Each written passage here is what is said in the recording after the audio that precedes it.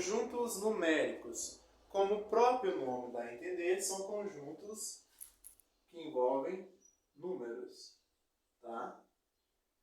Conjuntos numéricos. Nós vamos aprender quais são os conjuntos existentes e quais as operações que são usadas dentro desses conjuntos. O primeiro é o conjunto dos números naturais. Então, vamos lá. Naturais. Representado pela letra N, tá? Com traço ao lado. São os conjuntos dos números naturais.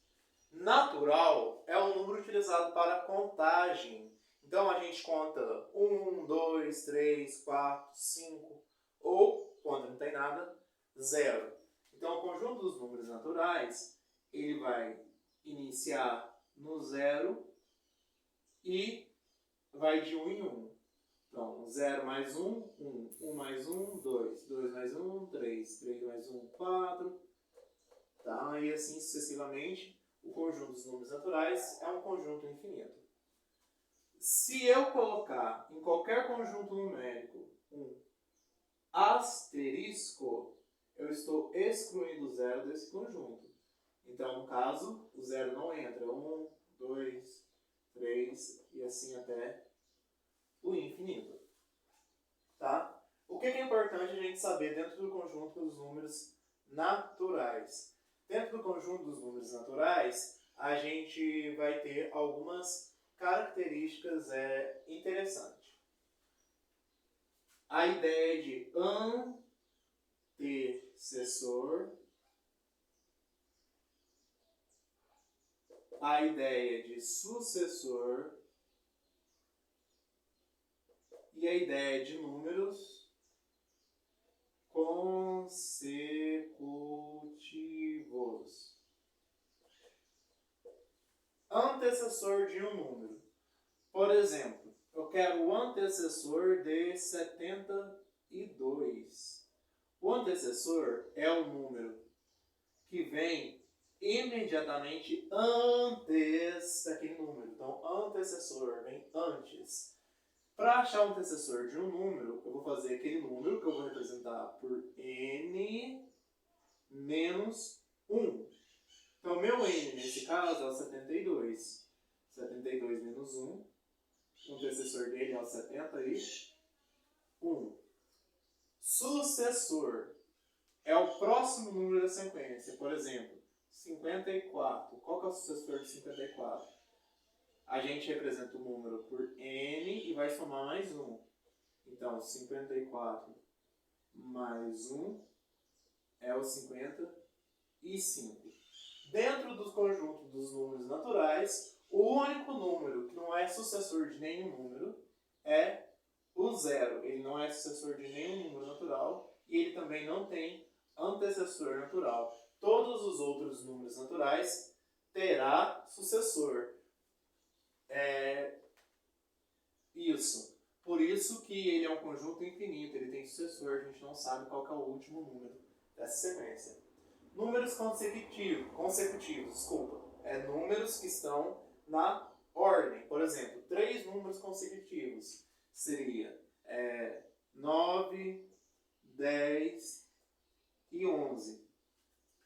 É uma forma genérica de representar os números consecutivos.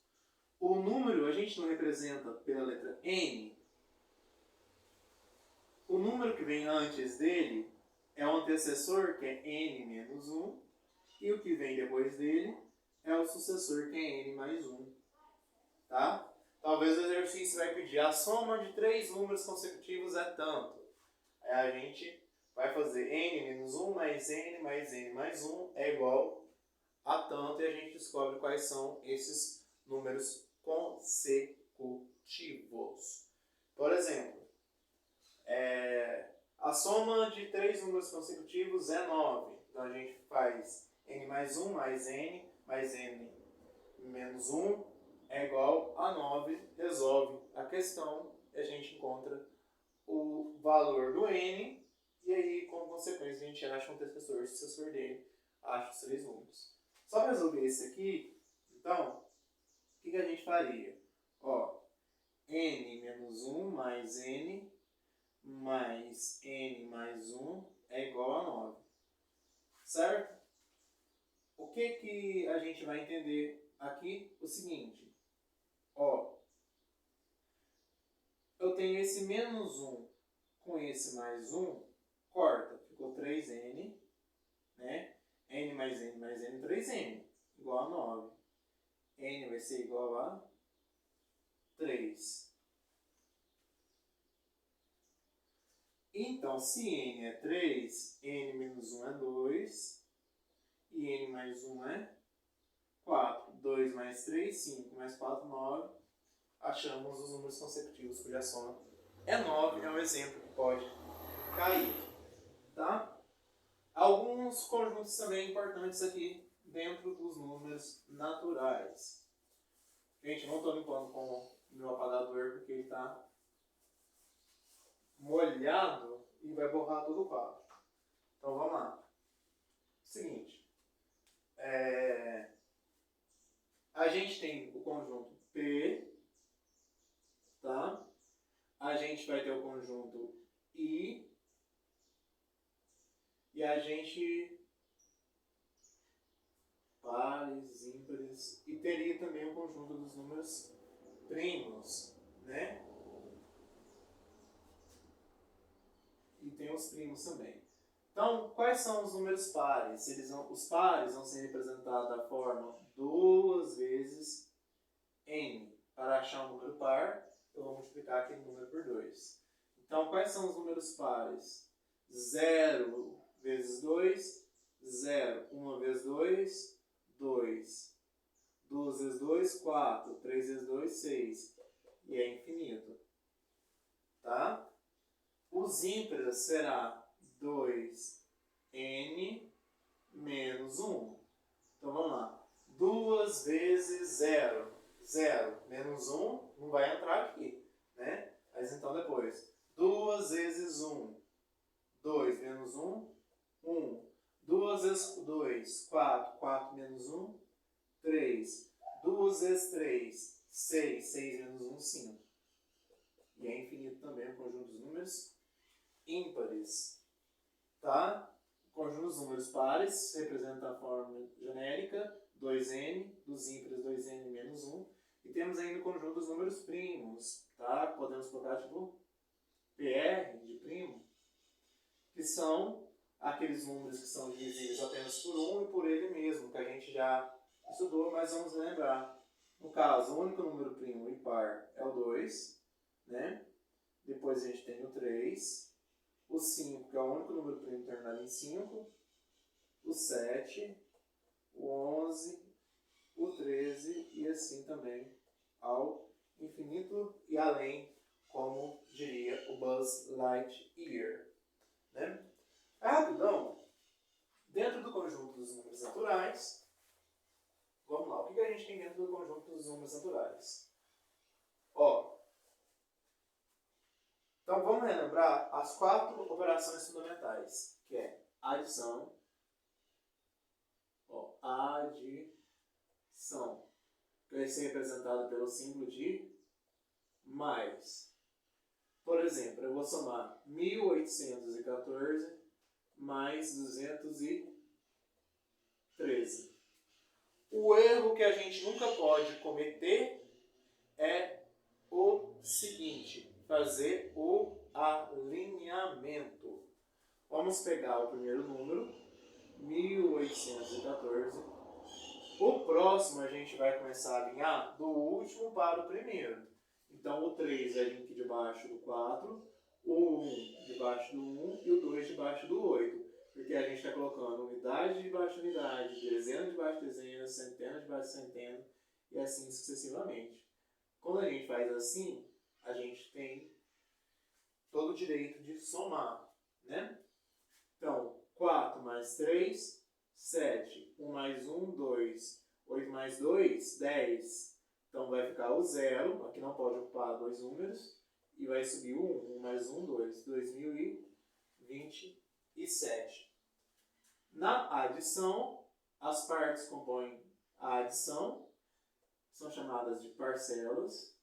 Então, parcela, parcela, e o resultado da adição é a soma. Tá? E a soma de quaisquer dois números naturais sempre resultará em um número natural. Ok? A soma de dois números naturais sempre resultará em um número natural. Ou a adição de dois números naturais sempre resultará em um número natural. Ficou enorme, mas vou terminar aqui com vocês trazendo as propriedades da adição. Tá? Então, quais são as propriedades da adição? A primeira propriedade é a propriedade comutativa, que eu tenho o seguinte: 13 mais 28 é a mesma coisa do que 28 mais 13. Ou seja, a ordem das parcelas não altera a soma. Eu posso somar 13 mais 28 ou 28 mais 13, que não vai alterar o resultado. Nesse caso, vai dar 41 de qualquer jeito, né? Se eu somar o 13 primeiro, colocar o 13 em cima e o 28 embaixo, ou 28 em cima e 13 embaixo, dá o mesmo resultado. Essa é a propriedade comutativa. Propriedade associativa. Quando a gente tem 13 mais 28 mais 11, por exemplo, o que a gente pode fazer? A gente pode fazer 13 mais 28 primeiro e o resultado somar com 11. Ou então a gente pode fazer 13 de fora mais somar 28 mais 11, que vai dar a mesma coisa. Vamos lá? Então, essa aqui de cima dá conta. 13 mais 28 a gente sabe que dá 41. 41 mais 11, 52.